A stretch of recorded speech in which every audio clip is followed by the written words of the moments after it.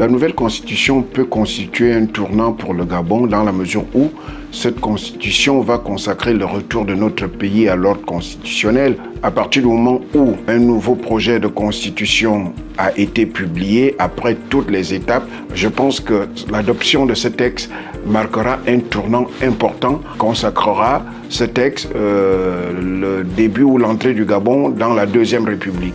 Et de ce point de vue, je pense que c'est un tournant majeur pour notre pays qui va donc voir ses institutions restaurées grâce à l'adoption de cette nouvelle constitution.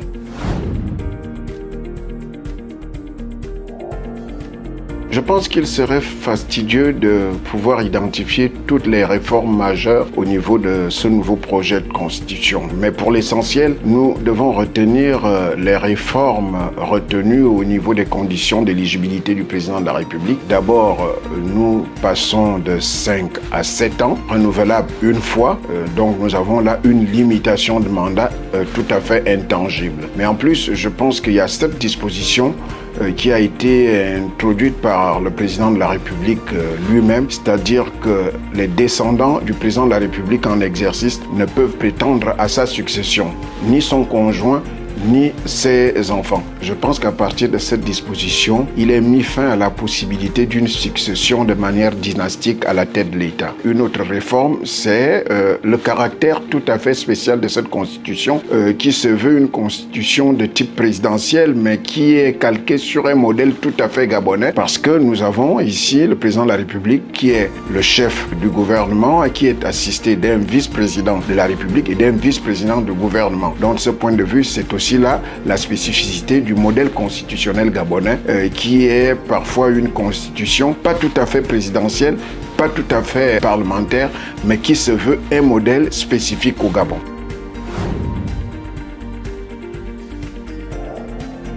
La nouvelle constitution devra établir un nouveau type de relation entre d'un côté l'État et de l'autre côté les gouvernés, donc les citoyens. Et de ce point de vue, je pense qu'une constitution qui soit intemporelle, impersonnelle et qui consacre la liberté fondamentale, qui consacre aussi l'égalité des citoyens devant la loi, devrait pouvoir faire la promotion d'une relation de respect réciproque entre d'un côté l'État et les citoyens. Parce que ce qui a toujours posé problème, c'est que les citoyens se sentent un peu lésés par les textes qui les gouvernent ou bien l'application des textes qui les gouvernent. Donc, de ce point de vue, les citoyens se sont toujours plaints de la mise en pratique des textes de l'État.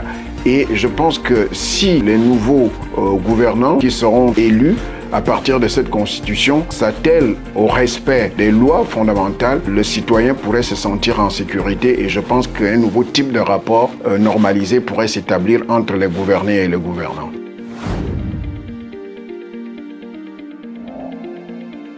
Alors, concernant l'article 47, permettez-moi de regarder son contenu. Il nous indique dans l'article 47 que les fonctions du président de la République sont incompatibles avec l'exercice de toute autre fonction publique et activité privée à caractère lucratif. Je n'ai pas une autre interprétation à faire, si ce n'est de constater tout simplement qu'il est interdit au président de la République de se consacrer à d'autres fonctions, surtout des fonctions qui soient à but lucratif, c'est-à-dire des fonctions où le président de la République pourrait attendre une rétribution.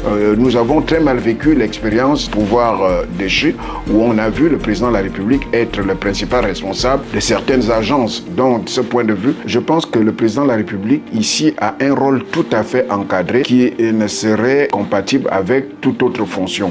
Et de ce point de vue, il n'est consacré qu'à l'exercice de sa fonction présidentielle. Et de ce point de vue, il me paraît important de souligner que ça a été une disposition importante de faire en sorte que le président de la République ne soit consacré qu'aux fonctions pour lesquelles il a été élu.